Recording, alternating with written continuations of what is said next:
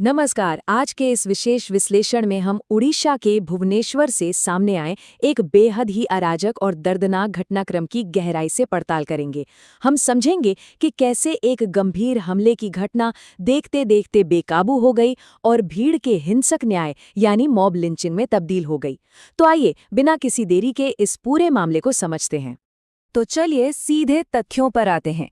ये पूरी घटना असल में एक दोहरी त्रासदी है, एक खौफनाक हमला और उसके बाद भीड़ की जानलेवा प्रतिक्रिया।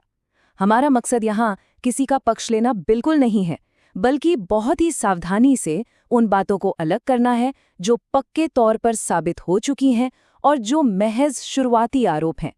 इस जटिल घटना को पूरी तरह से डिकोड किया जाएगा ताकि असली तस्वीर साफ हो सके। भाग 1, भुवनेश्वर की घटना, वो शुरुआती चिंगारी।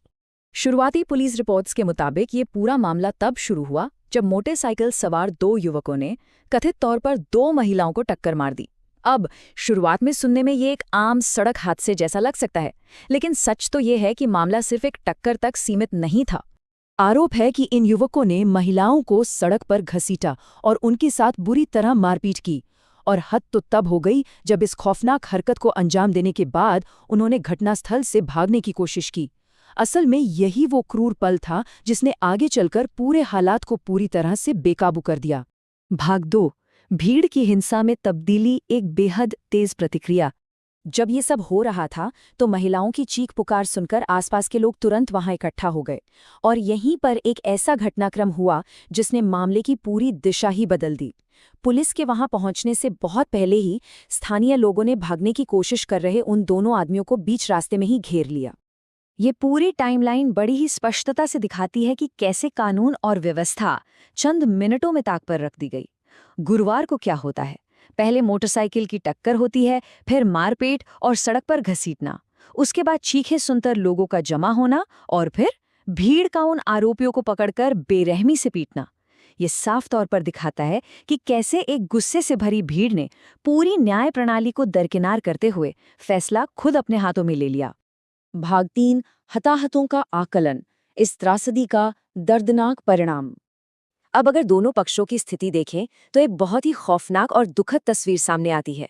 एक तरफ वो 2 महिलाएं हैं जो हमले का शिकार हुईं और अपनी गंभीर चोटों के कारण अस्पताल में भर्ती हैं। वहीं दूसरी तरफ भीड़ के उस हिंसक पलटवार का अंजाम ये हुआ कि मारपीट करने वाले आरोपियों में से एक की भीड़ की पिटाई से मौत हो गई, जबकि दूसरा आरोपी बेहद गंभीर हालत में अपनी जान से जूझ रहा है। ये पूरी तरह से एक बहुत बड़ी त्रासदी है। भाग 4, पुलिस की जांच जारी, मामले की कड़ियां जोड़ना। फिलहाल इस मामले की जांच कई अलग अलग एंगल्स से की जा रही है। सबसे पहले तो पुलिस उस शुरुआती हमले के पीछे के असल मकसद को तलाश रही है जो अभी तक साफ नहीं हो पाया है। इसके अलावा स्थानीय लोगों ने कुछ गंभीर आरोप भी लगाए हैं, जैसे कि आरोपियों ने महिलाओं के साथ जबरन छेड़छाड़ की और उन्हें परेशान किया। हालांकि ये दावे अभी तक वेरीफाई नहीं हुए हैं, लेकिन पुलिस इनकी भी बारीकी से जांच कर रही है। और सच कहें तो इस पूरे मामले पर एक विस्तृत आधिकारिक बयान का अभी भी इंतजार है। इस पूरी जांच में एक नया मोड़ तब आ जाता है जब घटना के बाद 2 और महिलाओं को पूछताछ के लिए हिरासत में लिया जाता है। जी हाँ, 2 और महिलाएं। हालांकि अधिकारियों ने अभी तक ये साफ नहीं किया है कि इस पूरी कहानी में इन दोनों महिलाओं का क्या रोल है या वो इस मामले से कैसे जुड़ी हुई हैं। जांच के नजरिए से देखें तो ये एक बहुत बड़ा सवालिया निशान है जो अभी सुलझना बाकी है। भाग 5, अनसुलझे सवाल, कानूनी प्रक्रिया की तलाश। इस पूरे विश्लेषण के अंत में एक बहुत ही गहरा सवाल खड़ा होता है। जब जनता का गुस्सा हिंसक रूप ले लेता है और वो पूरी कानूनी प्रक्रिया को ही दरकिनार कर देता है, तो समाज को असल में इसकी क्या कीमत चुकानी पड़ती है? इस तरह से कानून अपने हाथ में लेने के परिणामों पर गंभीरता से विचार किया जाना चाहिए। जैसे जैसे ये जांच आगे बढ़ेगी, शायद हमें इस बात का बेहतर अंदाजा हो पाएगा कि न्याय और हमारी खुद की सुरक्षा के लिए कानून का पालन होना कितना जरूरी है। आज के इस विश्लेषण में जुड़ने के लिए बहुत बहुत धन्यवाद।